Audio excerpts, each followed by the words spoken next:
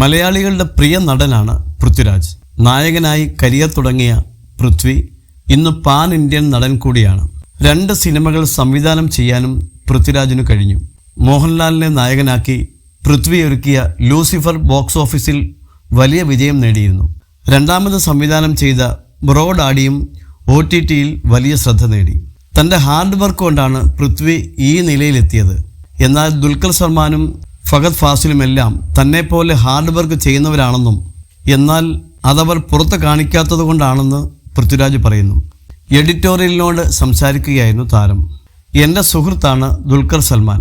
ദുൽഖറിനെ wayfarer ഫിലിംസിനെക്കുറിച്ചും എങ്ങനെ മുന്നോട്ട് പോകണം എന്നതിനെക്കുറിച്ചും എങ്ങനെയുള്ള സിനിമകൾ ചെയ്യണം എന്നതിനെക്കുറിച്ചുമെല്ലാം നല്ല വിഷനുള്ള ഒരു ചെറുപ്പക്കാരനാണ്. ദുൽഖർ അതിനായി നന്നായി ഹാർഡ് വർക്ക് ചെയ്യുന്നുണ്ട്. ഒരുപക്ഷെ പുറമേ അത് കാണുന്നുണ്ടാവില്ല. അതുപോലെ തന്നെയാണ് ഫഹദ് ഫാസിൽ എന്ന ഷാനുവും. എനിക്ക് പരിചയമുള്ള ആളുകളെക്കുറിച്ചാണ് ഞാൻ പറയുന്നത്. ഞാൻ മാത്രമല്ല ഹാർഡ് വർക്കിംഗ്. അന്ന് പറഞ്ഞ കാര്യങ്ങളിലേക്ക് എത്തിപ്പെടാൻ ഞാൻ ഭയങ്കരമായിട്ട് പരിശ്രമിച്ചു.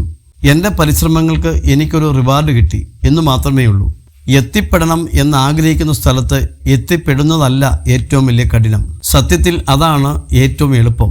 എത്തിപ്പെട്ട സ്ഥലത്ത് നിലനിൽക്കാനും അവിടെ നിന്നുകൊണ്ട് മുന്നോട്ട് പോകുവാനുമാണ് ശരിക്കും ബുദ്ധിമുട്ട്. ഞാൻ ഇനിയും നേരിടാൻ പോകുന്നതേയുള്ളൂ, പൃഥ്വിരാജ് പറയുന്നു.